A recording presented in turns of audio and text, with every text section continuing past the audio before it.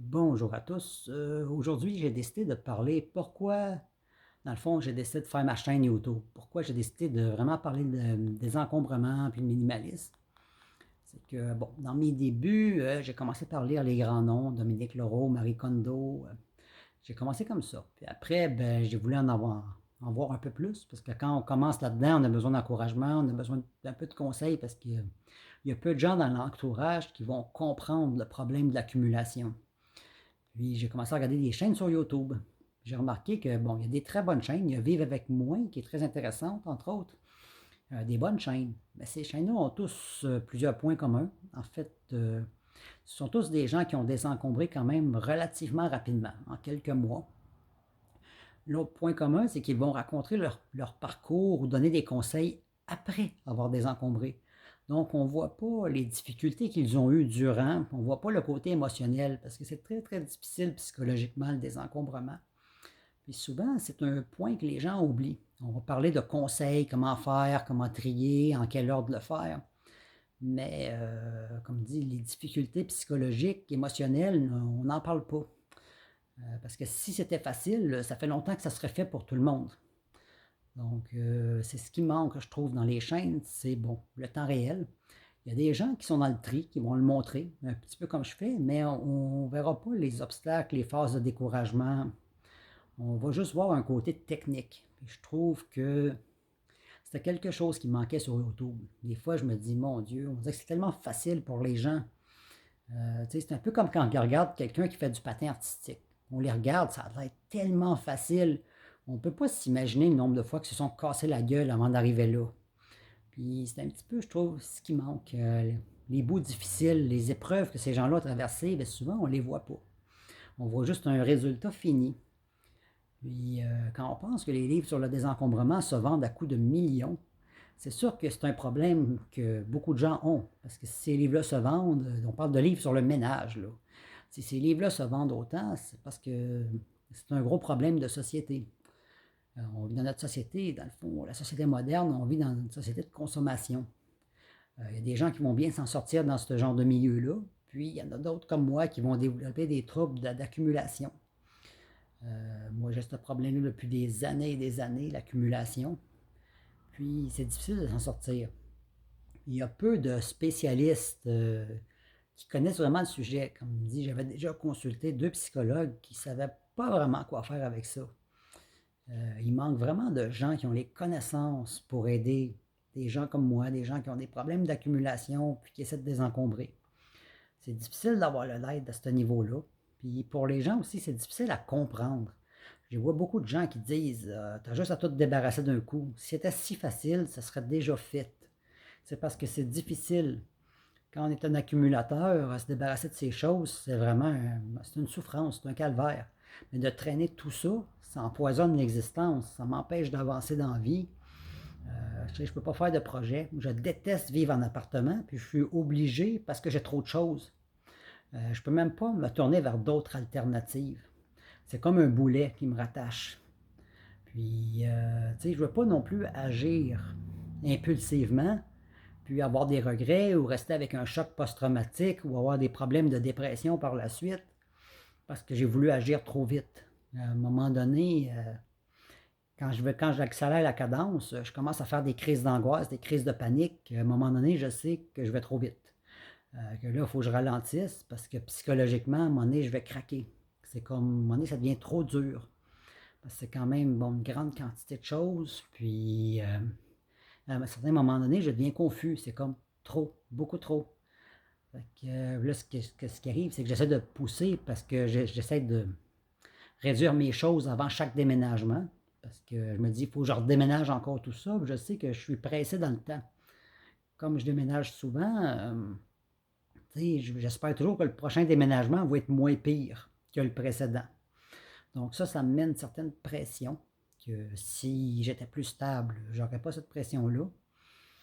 Mais si j'étais plus stable, peut-être que je resterais enfermé dans un endroit que j'aime pas, à faire autre chose, parce que je serais comme prisonnier de tous mes biens. Parce que c'est un peu comme la dépendance affective, si on peut dire.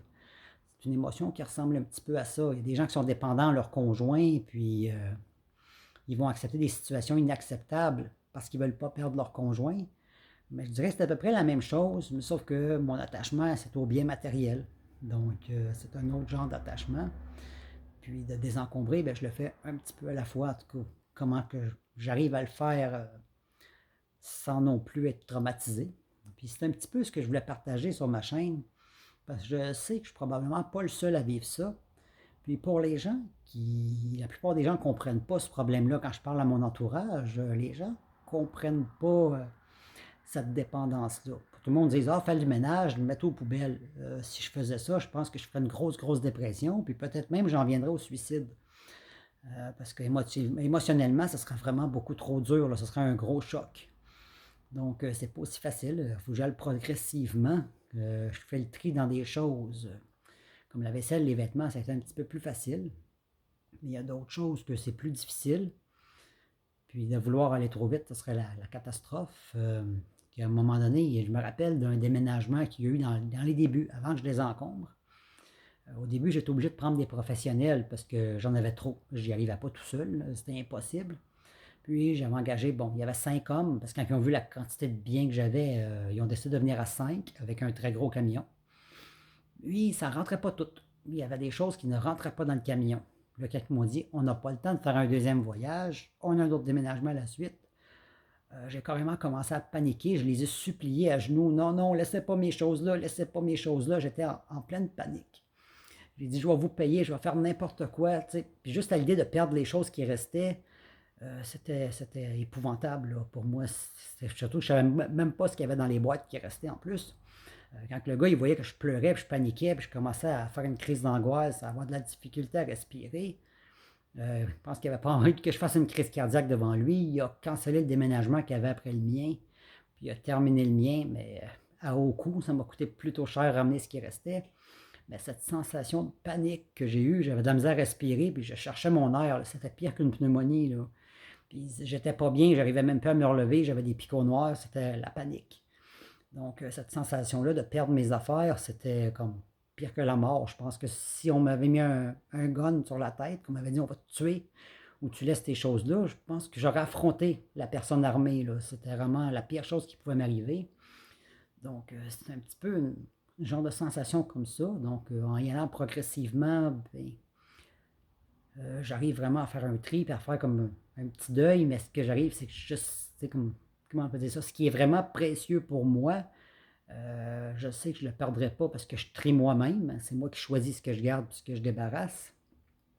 Puis en mettant par catégorie et en éliminant un petit peu à la fois, ça devient plus facile que d'un gros coup, d'un gros choc.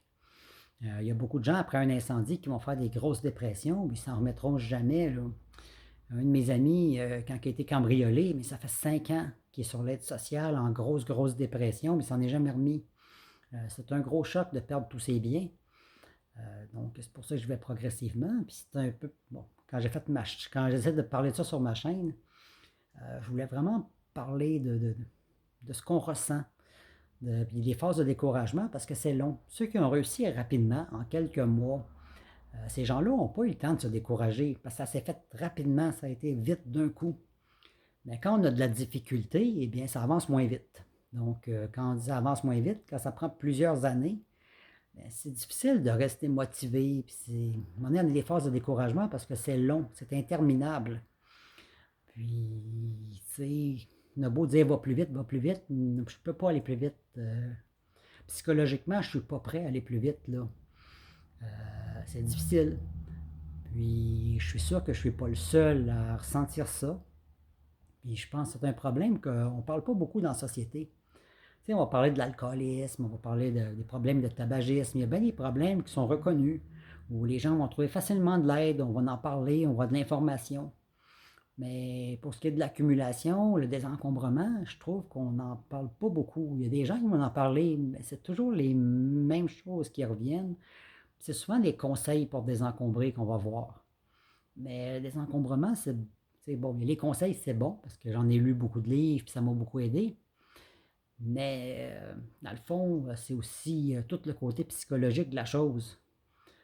Il y a aussi ça, là, que souvent qu'on fait abstraction, on n'en parle jamais de ce qu'on ressent et les difficultés que ça peut être. Puis la plupart des gens, ben, ils comprennent pas ça parce que les gens ne le vivent pas.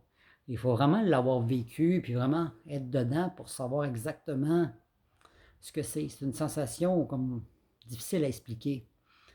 Puis c'est un petit peu pour ça, ben, j'ai décidé de faire ma chaîne YouTube pour donner mon avancement. Parce que, comme je dis, je fais partie des personnes pour qui c'est difficile. Donc, c'est long. Quand je vois des gens qui désencombrent en quelques mois, une année, je me dis, horreur, mais moi, je ne serais jamais capable de faire ça aussi vite. Puis, pour tous ceux qui ont de la difficulté, c'est un petit peu pour ça que j'ai décidé d'en parler. Puis, quand je vois sur des forums, il y a certains des groupes Facebook. Je vois des gens que ça fait 5 ans, 6 ans, 10 ans qui essaient de désencombrer, qui ont des phases d'arrêt. Parce qu'à un moment donné, ils sont épuisés d'être là-dedans. Ils recommencent, ils arrêtent, ils recommencent. Je vois que je ne suis pas seul parce qu'il y en a que c'est difficile.